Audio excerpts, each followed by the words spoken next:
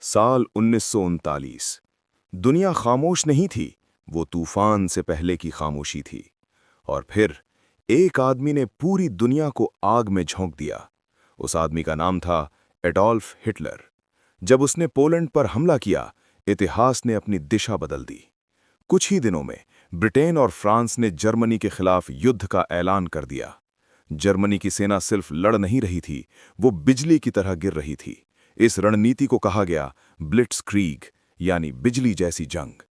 कुछ ही हफ्तों में यूरोप के बड़े बड़े देश गिरने लगे और 1940 में फ्रांस भी टूट गया। अब सिर्फ एक देश बचा था जो झुकने को तैयार नहीं था। उस देश का नेतृत्व कर रहा था विंस्टन चर्चिल। अब जंग जमीन से आसमान तक पहुंच चुकी थी और हर दिन मौत ऊपर से बरस रही थी। ये था बैटल ऑफ ब्रिटेन, जहां आसमान ही युद्ध भूमि बन गया था।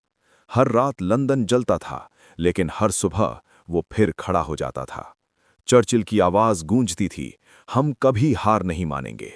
लेकिन असली तूफान अभी बाकी था और वो पूरब से आने वाला था। 1941 हिटलर ने एक ऐसा फैसला लिया जिसने जंग की दिशा ही बदल दी। उसने सोवियत यूनियन पर हमला कर दिया, ऑपरेशन बारबरोसा। लेकिन सामने था एक ऐसा देश जो आसानी से टूटने वाला नहीं था। उसका नेता था जोसेफ स्टालिन। जैसे जैसे सर्दी बढ़ी, जर्मन सेना की रफ्तार धीमी पड़ने लगी और फिर जंग ने एक और मोड़ लिया। इस बार हमला यूरोप में नहीं, बल्कि प्रशांत महासागर में हुआ। 7 दिसंबर 1941 जापान ने अचानक हमला किया, पर्ल हार्बर पर। कुछ ही घंटों में अमेरिका को इस जंग में खींच लिया गया। इसका नेतृत्व कर रहे थे फ्रैंकलिन डी रूजवेल्ट। अब ये सिर्फ एक युद्ध नहीं था, ये पूरी दुनिया की जंग बन चुका था। लेकिन इस जंग का असली मोड़ अभी आना बाकी था। एक शहर जिसने सब कुछ बदल दिया। ये था स्टालिनग्राद, जहां हर गली, हर इमारत एक जंग का मैदान बन चुकी थी। महीनों तक चली इस लड़ाई में दोनों तरफ सिर्फ एक ही चीज थी, जिद। और आखिरकार जर्मन सेना को पीछे हटना पड़ा।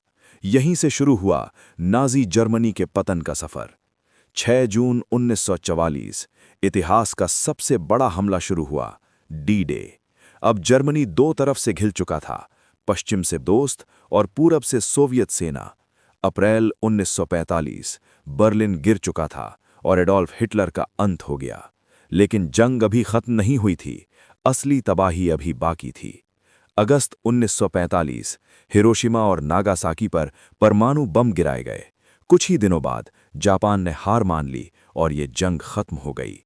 लेकिन इस जंग की गूंज आज भी सुनाई देती है। ये हमें याद दिलाती है इंसानियत की सबसे बड़ी कीमत क्या होती है।